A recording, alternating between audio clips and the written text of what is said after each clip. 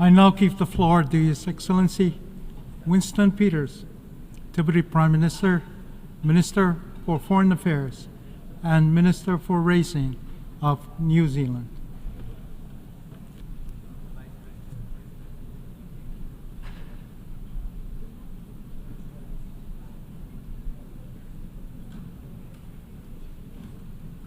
Mr. President, nearly 80 years ago, nations exhausted from the cataclysmic World War came together in San Francisco to create the United Nations Charter.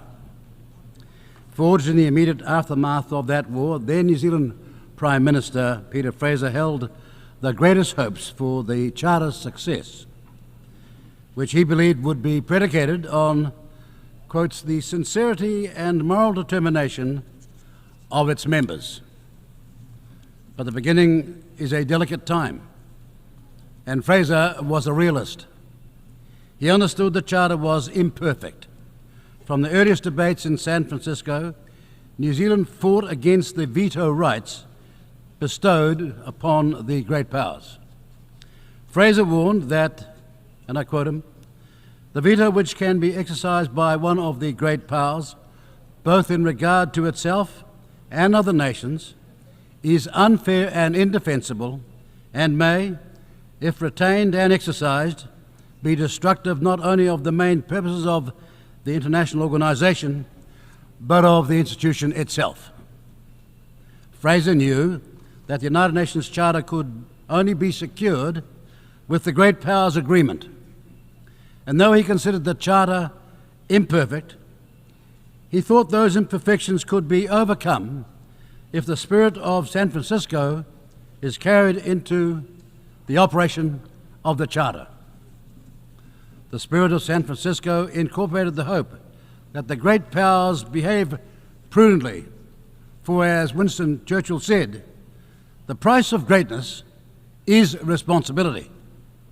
But today, the spirit that created the United Nations Charter is sagging under the weight of its own potted history.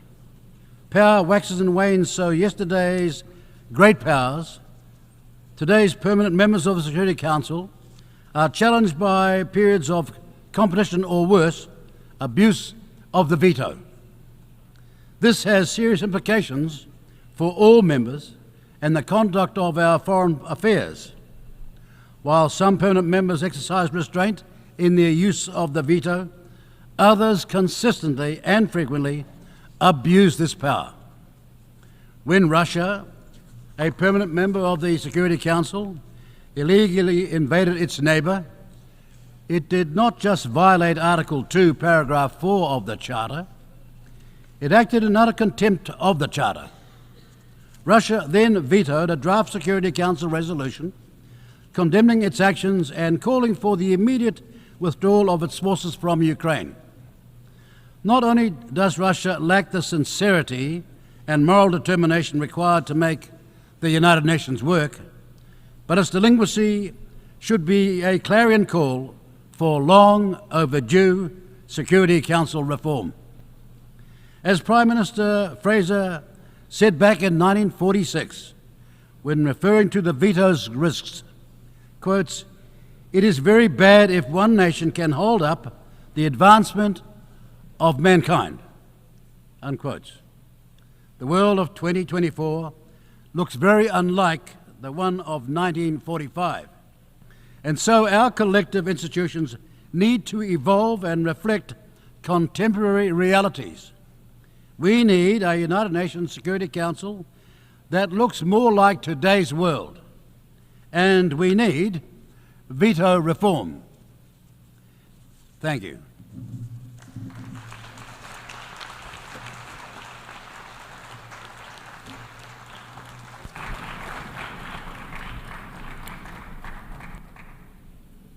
I thank the Deputy Prime Minister, Minister for Foreign Affairs and Minister for Racing of New Zealand.